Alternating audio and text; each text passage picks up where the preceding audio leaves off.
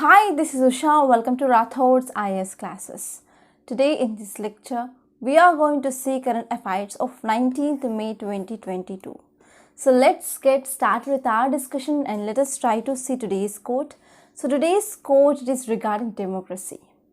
Yes, of course, you will be getting questions regarding democracy in your GS paper, mains, and even you can also get essay regarding this democracy as well, because we can't predict UPSC, right? So please be prepared with some quotes, and the quotes of Aristotle, Socrates are also important from your ethics point of view. So according to this Aristotle, he says democracy is a form of government in which the free are rulers. Okay, democracy is a form of government in which the free are rulers.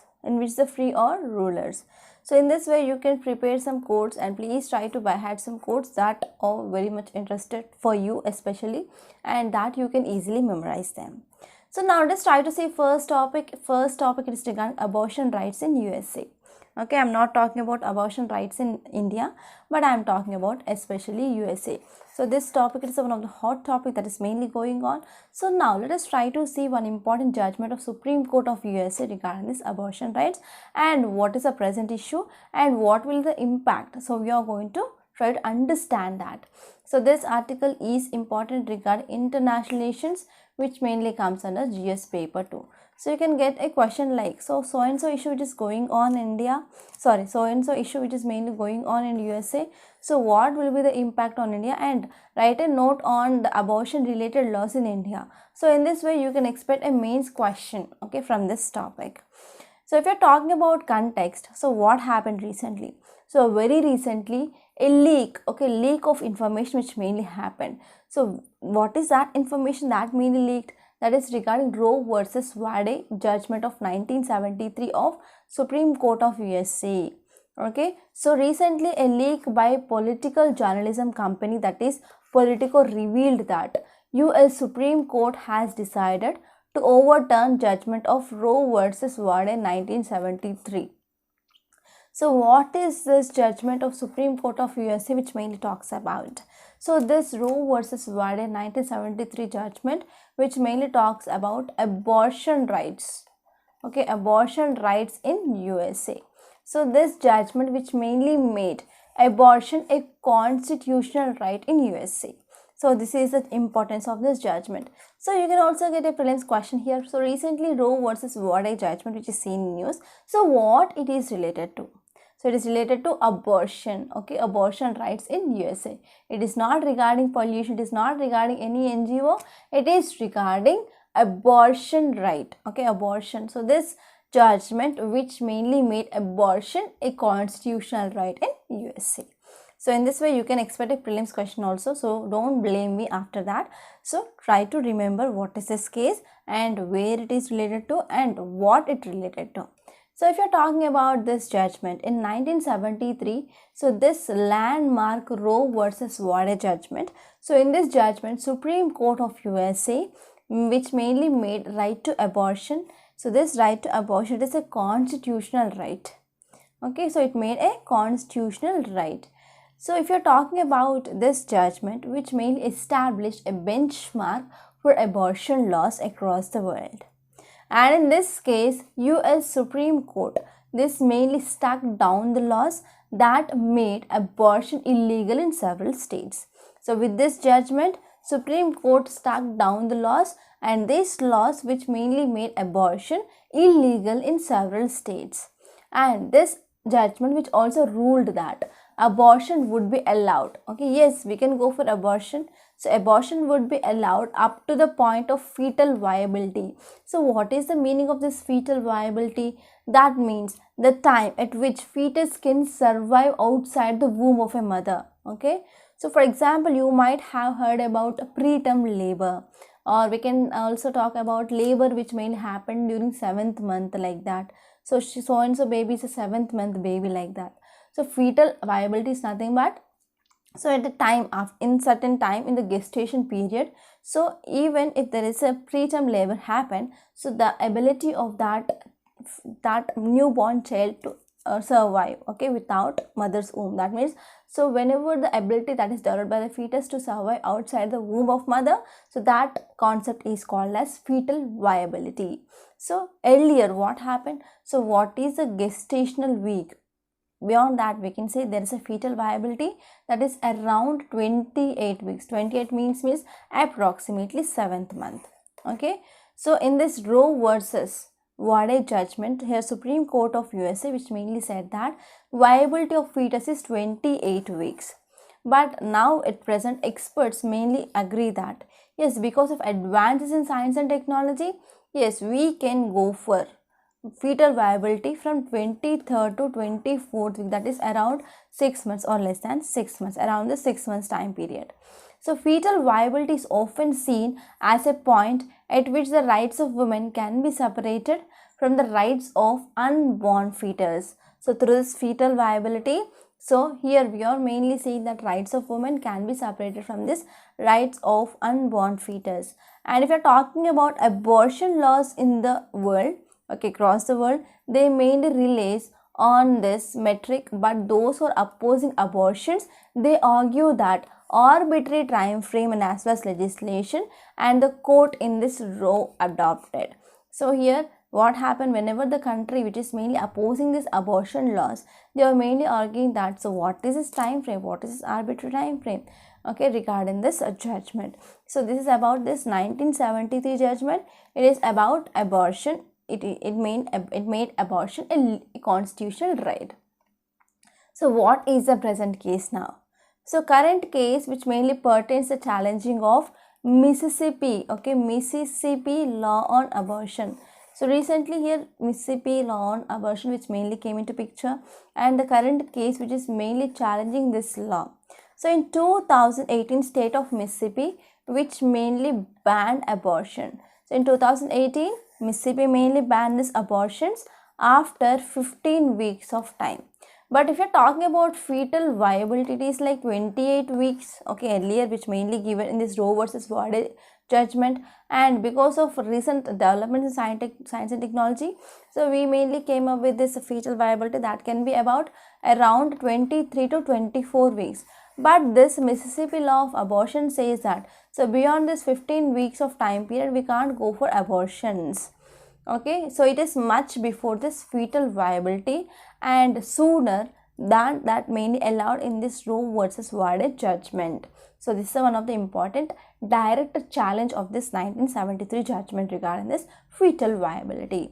And in 2019, there is one more abortion law, that is heartbeat abortion law. So this heartbeat abortion law which mainly passed in again Mississippi. Okay, so this law which mainly came up with further restrictive measures, okay, of this abortion, and under this law, that is heartbeat abortion law, which mainly banned, okay, which mainly banned abortions once fetal cardiac activity could be detected. So once the fetal cardiac activity detected, they cannot go for abortions. So this is the thing which mainly banned in this heartbeat abortion law of Mississippi. So one thing I want to say here is, so when we can detect this fetal heartbeat, that is around 6 weeks, that is around 1.5 months of pregnancy, so we can detect this heartbeat, okay, that is around 6 weeks of pregnancy. So this is very earlier. So heartbeat law said that physicians, they who performed abortion after once this fetal heartbeat is detected, means their license will be revoked. So this law which mainly made no exceptions even for the rape cases or incest cases. So this law too was blocked by district judge in February 2020, and even 5th Circuit Court of Appeals in New Orleans agreed with the decision. So actually this law which is also blocked by the district judges in 2020 February already. So what will be the impact of this law? Since there is no federal law which is mainly protecting the right to abortion in US, so whenever we want to go for overturning of this Roe versus Wade judgment, that will lead to abortion laws entirely up to states. Okay, if they want to allow abortion, they can go. If they don't want, they can go for banning. So in essence, in overlooking the checks and balances of Roe versus Wade and in disabling person's agency, the matter will be no longer set with a paradigm of women's right. And apart from that, they will be also having some impact on the larger framework of human rights as well. And it will be also tilting towards poor and as well as voiceless. Okay, it is mainly tilting away from the poor and as well as voiceless. So this is about this topic in detail. And now let's try to see next topic. It is regarding Assam NRC, National Registry of Citizens. So this article is important from your polity point of view, which mainly comes under your GS paper too. So this topic will be important from both your prelims and mains. So from prelims you can expect some statements regarding this NRC, and in the mains you have to see analysis part. So this topic is important from your overall polity. So now let us try to see some important details and why it is in news first of all. So if you're talking about context, so the members of one of Assam functional 100 foreigners tribunals. Okay, so in Assam we have this foreigners tribunals. So they had on May 10th written to Hitesh Dev Sarma, who is the state coordinator of National Register of Citizens, asking him to stop interfering in the lawful functioning of the tribunals. So what happened here? We have foreign tribunals, we have state coordinator for this NRC. Here foreign tribunals, they mainly wrote to the state coordinator of National Register of Citizens to not to interfere in the functioning of these tribunals. And this letter was in response to this Mr. Sharma. So here this person, that is state coordinator for this National Register of Citizens, he mainly wrote a letter. Okay, he mainly wrote a letter to these foreign tribunals members not to treat NRC as a final while judging the nationality of a person who is suspected as a non-citizen. So what is this function of this foreign tribunals here? Let us try to understand that first, and let us come back and let us try to analyze this.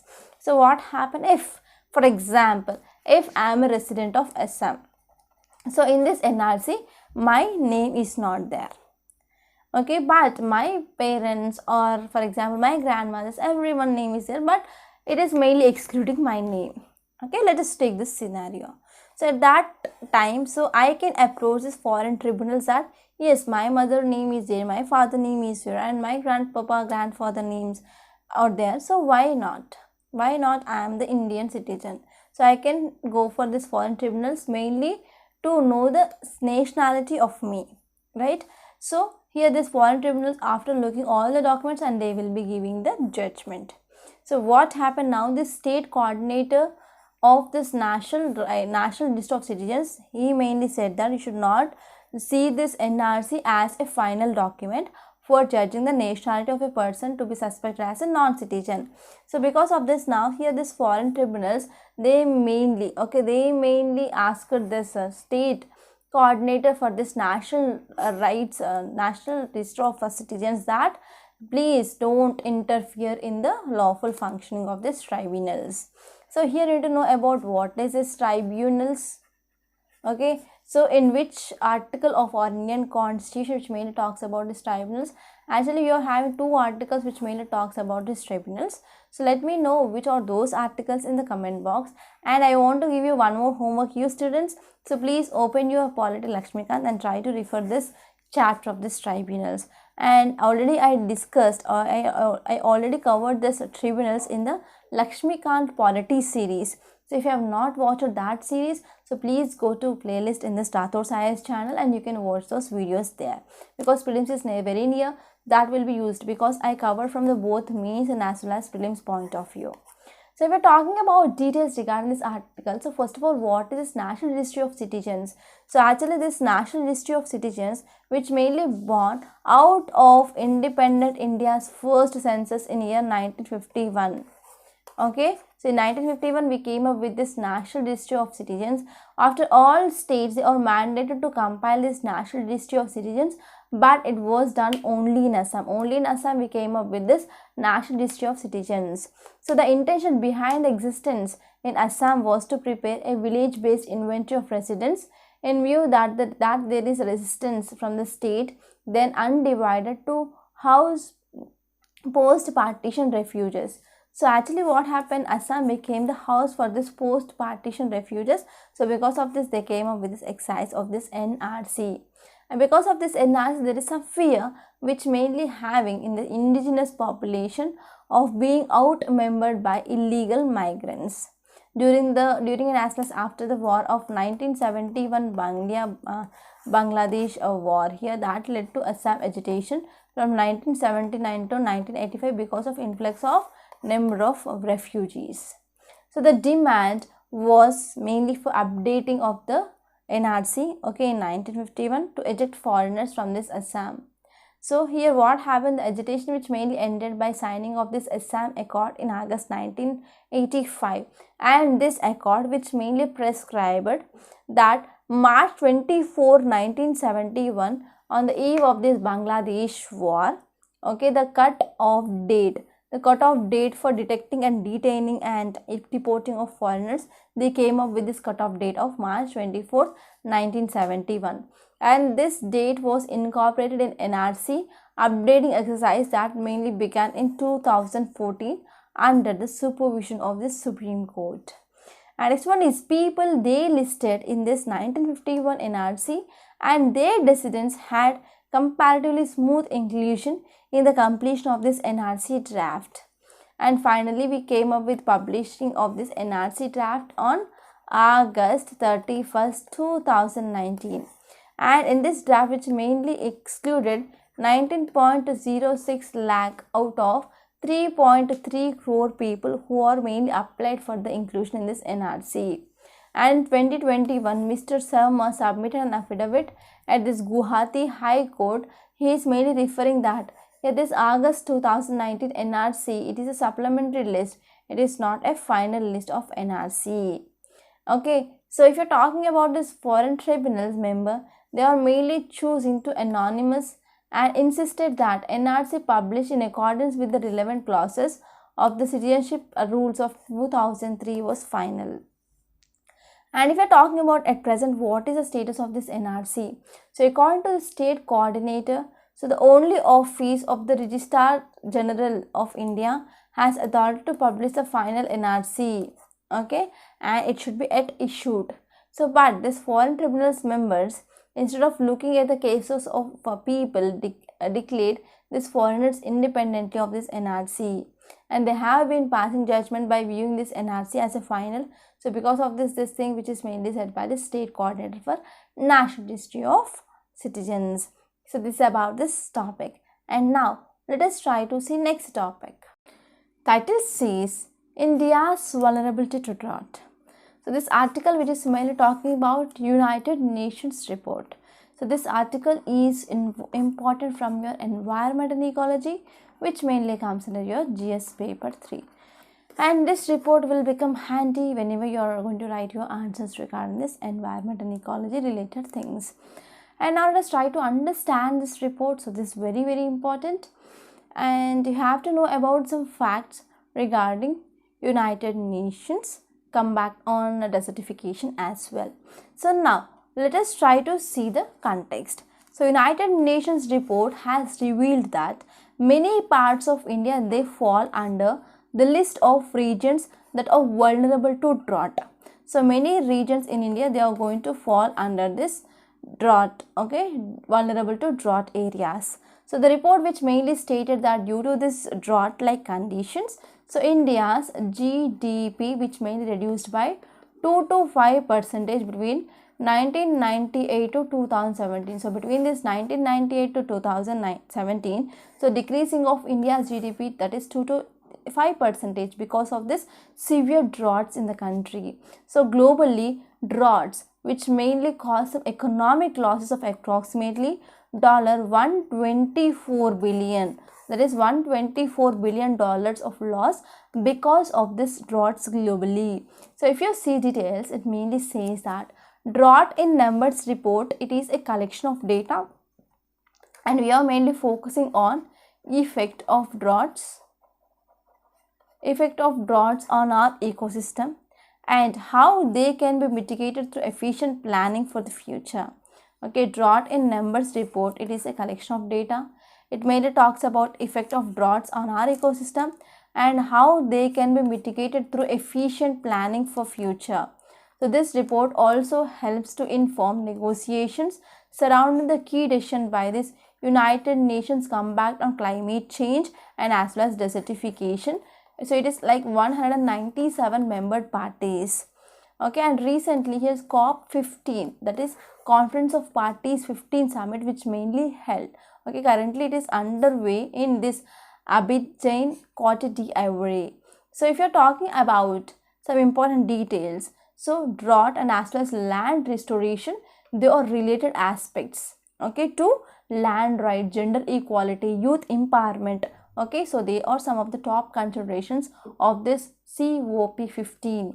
And the number and the duration of the droughts around the world, which mainly increased by alarming rate, that is about 29% since 2000. Since 2000 there is increasing of this duration and as well as number of droughts by 29%.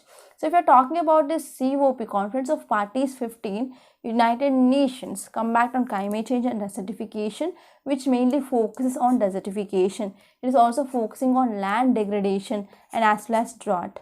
And the theme of this conference is Land, Life, Legacy from Scarcity to Prosperity.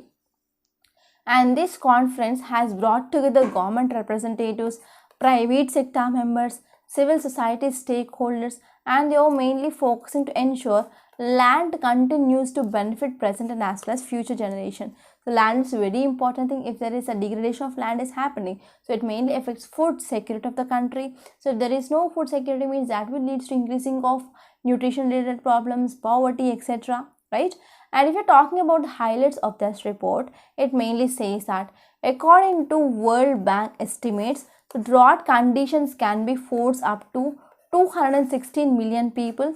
They will be migrating by 2050. So if there is no productivity in land, means they have to shift from agriculture to other activities for their livelihood. So because of this, we are mainly expecting that about 216 million people, they are going to migrate by 2050 because of this land degradation. And not only this land degradation, but other factors also includes like water scarcity. So whenever there is water scarcity and no availability of water, means, so how can we sustain our life, right? We cannot go for even agriculture. And not only this water scarcity, but also because of decreasing of this crop productivity, rising of sea levels, overpopulation. So because of all these reasons, we can see there will be migration of 216 million people, okay, by 2050. Weather, climate and water hazards, they may accounted by 50% of all disasters. So in the future disasters, so it is mainly because of climate, weather and water hazards. So here 45% of all reported deaths since 1970, which is regarded all to this. So this according to WMO, World Meteorological Organization. So World Meteorological Organization, which also says that 9 in 10 of these deaths, they mainly occur in developing countries itself. And the time period between this 2020 to 2022, so 23 countries, they are facing drought emergencies. So some of those countries like Afghanistan, Angola, Brazil, Burkina Faso, Chile, Ethiopia, Iraq, Iran, Kazakhstan, and Kenya, Lesotho, Mali, Mauritania, Madagascar, Malawi, Mozambique, Niger, Somalia, South Sudan, Syria, Pakistan, US and Zambia. So these are the countries that are mainly facing drought between this time period of 2020 to 2022. And according to report here, this climate change will cause 129 countries to experience an increase in this drought exposure in the next few decades. So here 129 countries, they are going to experience increasing of this drought exposure, and more than 1 billion people around the world, they will be also affected by the drought. Okay, they were already affected by this drought, and it will be making like a second worst disaster after flooding. So first one is flooding and second one is drought. So more than 1 billion people around the world, they had been affected by this drought already between this 2000 to 2019, and this will be the second worst disorder which mainly faced by the people after flooding. And next one is If you're talking about continents wise, so Africa is one of the most worst hit because of this droughts. So it mainly experienced about 134 droughts, of which 70 occurred in East Africa itself. And if you're talking about this World Meteorological Organization, which mainly noted that globally approximately 55 million people, they are directly affected by these droughts per year, that is annually. So because of this, it mainly made it is one of the most serious hazard to livestock, crops, and as well as almost every part of the world. So this is about this topic. And now let us try to say next topic. It is regarding petrol blending, that is ethanol blend in petrol. So title says ethanol blend in petrol to be raised to 20% in 3 years. So this article, which is very important regarding this National Policy on Biofuels 2018. So under this policy, we mainly came up with, we need to blend petrol, that is we need to mix this petrol with this ethanol. So how much percent? That is 20%. So now let us try to talk about this topic in a very great detail. So if you see context, it mainly says that our union cabinet, which mainly approved amendments to this National Policy on Biofuels 2018. Okay, and in this amendments, it mainly focused to increase percentage of ethanol blend to petrol, that is 20%, and target here is 2030 to 2025. Our union cabinet approved amendments to this National Policy on Biofuels. Okay, and it mainly said that we are going to advance the date. Okay, advance the date for this petrol blending target, that is 20%. Okay, from 2025. Actually the target is 2030, and we came with advancing of date, that is 5 years in advance, that is 2025. So now we are in 2022, so we have 3 years of time to achieve this target of 20% of ethanol blend in petrol. So if you're talking about this policy, so this policy which is mainly trying to introduce 20% of ethanol in petrol, that will be coming into effect from this 2023 April. So if you're talking about some more important details, it mainly says that according to this Niti Aayog report, of 2021, which mainly talked about what are the benefits when we are going for this blending of petrol with ethanol, that is 20% by 2025. So what will be the advantage? As we all know that, so we are mainly importing this crude oil from other countries, for example Iran, for example Saudi, UAE, and in yesterday's lecture we studied that Russia became the fourth largest supplier of oil for India, right? So we are mainly getting the large amount of this crude oil from the other countries. So in this way we can, when we are blending this petrol with ethanol, that will be helpful for saving of our forex reserves, and even that will be helpful for increasing of energy in energy security. And whenever we are going for blending of this ethanol with petrol with this ethanol, that will also decreases the carbon emissions as well, and it will be also very much helpful for better air quality. So whenever we are decreasing pollutants in the air, so automatically the air quality will be improved, and we will become somewhat self-reliant in this fuel, and even it will be very much useful for the better management of damaged food grains as well. So in this way that will be also helpful for increasing of increasing of especially the income, okay, income of the farmers also. So in this way we can achieve our target of doubling of farmers income as well, right? So it will be also helpful for investment opportunities in India.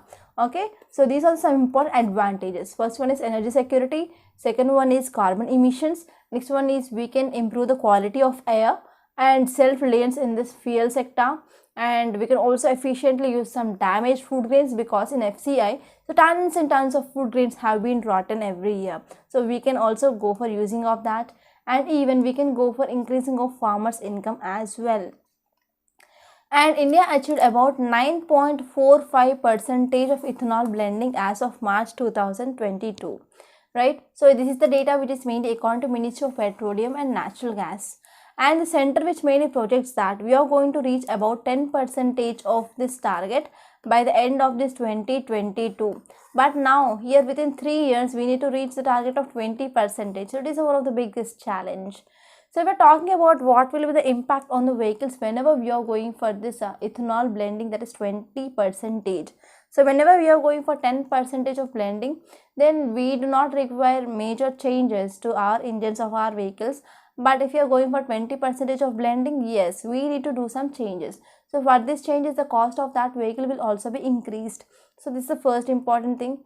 And whenever there is a greater percentage of blending, that will be also mean that more land need to be diverted for this crops like sugarcane, like that. So because of this, we will be moving towards water intensive crops such as sugarcane.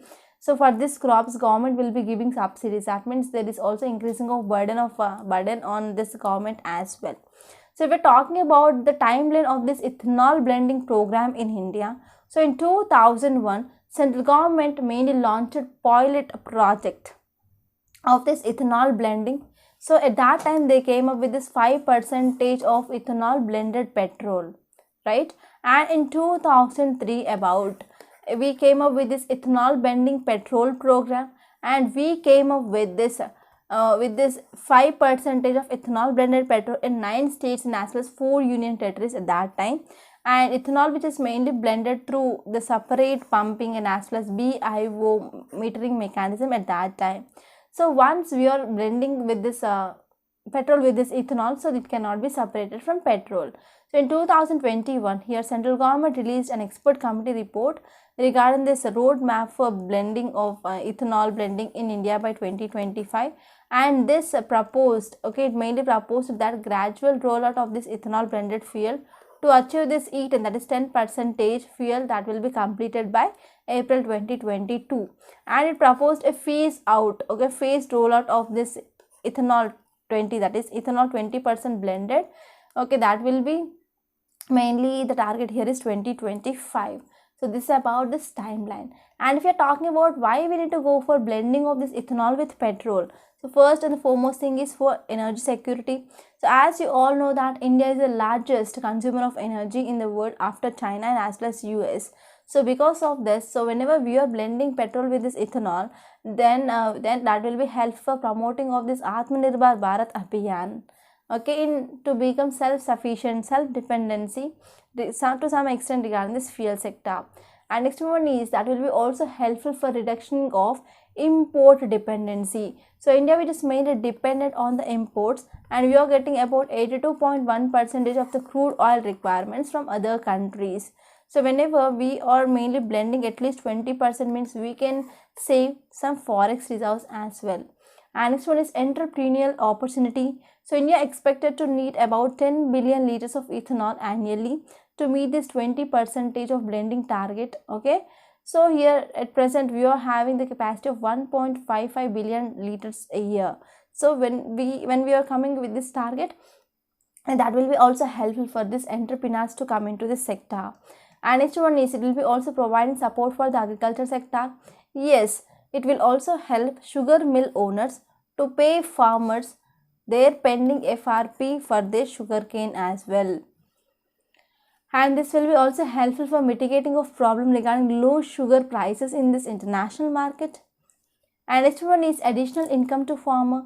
Yes, farmers, they will be getting some additional income, so that will be helpful for doubling of farmers' income. And next one is, so this ethanol blended petrol, it is also environmentally friendly because it will be releasing less amount of pollutants like carbon monoxide, hydrocarbons, nitrous oxides, etc. here. And this one is, it is also helpful for the sustainable development goals as well. So we can reach the sustainable developmental goals to mitigate the climate change. So these are some important things that you have to remember regarding this topic. And now let us try to see next topic. It is regarding scientists standardize breeding techniques for barbs. So here this is the one kind of fish, okay, because of indiscriminate fishing and habitat changes that have led to they are going to extinct in some days. So because of this, we are taking some conservation efforts for conserve this barbs. So this article is also important from your environment and ecology, which mainly comes under GS paper 3.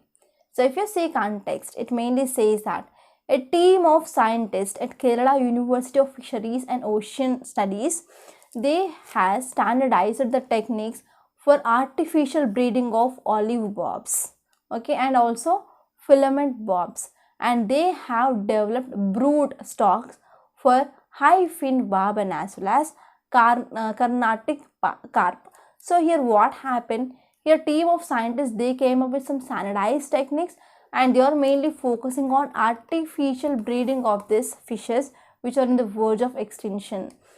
So if we're talking about details, it mainly says that, so some freshwater species of the barbs and carp, they are used to found widely in this Idamalaya Dam and as well as both the Tankettu and coal fields of this Tishore district.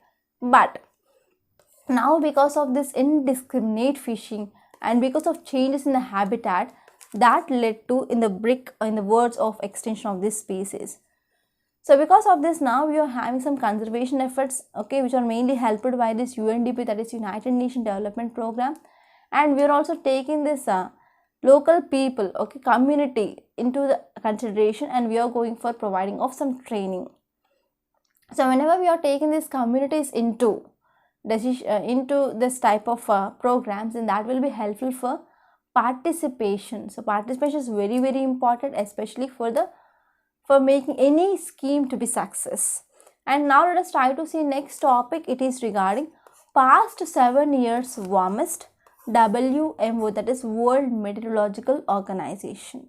So this topic is mainly talking about heat waves and weather change. So now let us try to see this topic. So this is important from your environment and ecology, which mainly comes under your GS paper 3. So if you see context, it mainly says that past 7 years. So past 7 years they were warmest on record. And 2021 did not see record break in temperature because of this La Nina event at the start and the end of the year. So this is the thing which mainly said according to this World Meteorological Organization. So if you have completed your basic reading of NCERT, you might come across this El Nino and as well as La Nina. So this La Nina and El Nino, they are mainly related to our monsoons of India. So actually this year we are mainly expecting the good rainfall, and we see that there is La Nina like conditions that are prevailing, and because of this La Nina like conditions, good favorable conditions, already this monsoon winds, they already hit the coast, hit this Andaman and Nicobar Islands, which is very much earlier than compared to that of previous years, right? So if you're talking about details, it mainly says that, so because of this La Nina, we can see there will be some cooling effect of surface temperature in the Central Pacific region, okay, and actually this phenomena, it is a temporary cooling effect that is mainly seen. So because of this temporary cooling effect, so we are seeing there is decreasing of temperature at present now, okay, we are not seeing that much hot waves or heat waves. So the report which mainly says that North, Central and as well as Western Indian parts, they had onslaught of pre-monsoon heat waves, and now what happened, because of this La Nina, we are seeing there is somewhat decreasing of temperature. So if we're talking about highlights of this article, it mainly says that 4 key climate indicators are there. So first one is greenhouse gases concentration in the air, next one is sea level rise, and next one is oceanic heat, and fourth one is oceanic acidification. So for these 4 are the key climate indicators, and now these 4 key climate change indicators, they have set the new records in 2021, okay. So apart from that, there is extreme weather, okay. Extreme weather led to economic damage, and estimation it is about hundreds of billions of dollars. So because of this, it mainly triggered some shocks in the water security, and as well as shocks for food security, and as well as displacement that mainly worsened in 2022. And here one important alternative or one important solution that is mainly said in this article here is we can move towards this renewable energy. So these renewables, they are the only path for the real energy security in India, and we can also go for stable prices of power, and even we can provide some sustainable employment opportunities as well. And next important point here is, so the world must act in its decades to prevent ever worsening of climate impacts, and we need to keep this temperature increase to below 1.5 degrees centigrade when we are comparing with that of pre-industrial levels. So this will be very, very important to address this climate change events. And the heat which made it trapped by this human induced greenhouse gases that will warm the planet for many generations. And because of the sea level rise, oceanic heat and acidification, if it will continue for the further years, means that will be having some negative impact on our climate change. And because of this climate change, some glaciers, they have reached a point of no return. That means they are not going to again increase the ice contact here. So there is melting of ice which is mainly seen. And this World Meteorological Organization report which mainly said that ocean surface temperature was very much high, and it is about 2000 meter depth of ocean. So what happened, upper 2000 meters of depth of ocean also, there is oceanic surface temperature is very, very high. Okay, so because of this we can see there will be some irreversible change, climate change that we can see. So this is about the highlights of this report. And now let us try to see some facts regarding this World's Meteorological Organization, that is WMO. So this WMO, it is intergovernmental organization, and it is having a membership of 192 member states and territories, and India, it is a member of this World Meteorological Organization. And this organization which mainly originated from International Meteorological Organization. Okay, so these are some important facts regarding this WMO, so you can refer in the PDF. And now let us try to see yesterday's questions. So first one is, according to Indian Constitution, consider the following statements. So first one is, both elected and nominated members of the parliament vote in the vice president election. Next one is, a nominated member can also be appointed as a union minister. Elected members of state legislative assembly, so this is the keyword. So the state legislative assemblies vote in this vice president election. And next one is, cabinet minister comprised of sitting members of Lok Sabha only. So if you see this third and fourth statement, so elected members of state legislative assembly, they are not going to participate. You can eliminate this. And next one is, cabinet minister comprises of sitting members. They are not only from Lok Sabha but also from Rajya Sabha. So the correct option here is 1 and 2. So option 1 is correct answer. And next question is regarding zonal council. Consider the following statements. So first one is, prime minister is the head of zonal council. It is not prime minister at all, it is home minister. So you can eliminate this first statement. And they owe their existence to the Constitution of India. Not at all, they are statutory bodies, they are not constitutional bodies, and they are only deliberate and advisory bodies. Yes, this statement is correct. So here to identify correct answer, that is 2, that is option 3 only. And these are the today's questions. The first question is regarding this public account of India, and next question is regarding equal Rajya Sabha is equal to Lok Sabha where. So these are the 2 questions, and these are very important questions, and try to give me the answer in the comment box. And now I want to make a small announcement. We in Rathod's IAS, we are launching this foundational course for this 2020 and 2024 through this pen drive. So this course is absolutely beneficial, and this is the course which is having the validity of 2 years, and it includes prelims, test series, and as well as mains answer writing practice also. And we are discussing each and every topic in a very great detail, and we are not leaving a single topic also. So we are discussing the previous prelims and as well as mains questions. So this course is absolutely beneficial. You can try to join this course. So this will be very, very useful as well. Okay, and the cost of this foundation course is just 6,000 rupees with the validity of 2 years. And these are updated videos with the recent current affairs, and actual recordings are still going on in some subjects. And if you want to take the single subject like only history, geography, economy, ethics, international relations, so you can take the single subjects as well. So there are a wide range of faculty in our Rathod's IAS Academy. They are mainly experienced. Okay, so you can, if you want to watch the demo videos, you can visit our website rathodsiasacademy.com, and there you have to register with your email ID, and you can watch the 3 demo videos in each and every module, which is free of cost. And one more thing is, if you have any queries, so please call me on this number 8074765513. And now let us try to see today's Hindu newspaper PDF. So this is our Hindu PDF, and the date here is May 19, 2022. And this is Delhi edition. So first article, it is regarding Supreme Court allows OBC quota for MP local body polls. So here you need to know about what is this OBC quota, that is other backward classes quota. And the next topic here, it is regarding Delhi civic bodies to be merged on Sunday. So actually recently one law which is mainly passed, okay, regarding the unification of south, north and west municipal bodies of this Delhi. So this is a thing that is mainly given here. And this topic regarding ethanol blending I discussed. And if you move forward, there is nothing much important in this states page. So here in this page, you can see this article regarding this BAPs I discussed in detail. And this editorial page, this is a political article that is not at all important. And next one here, it is regarding this abortion rights in USA. I discussed this topic. And there's one article regarding this Russia-Ukraine crisis regarding this fall of Mariupol. So yesterday there is one article which appeared regarding this topic regarding this Mariupol steel, okay, steel plant. And there is one editorial here. And here in this op-ed page, there is nothing much important today. And if you move on to this text and context, I discussed this Assam NRC, I discussed regarding this India's vulnerability to drought, and this is not much important. And if you move forward in this news page,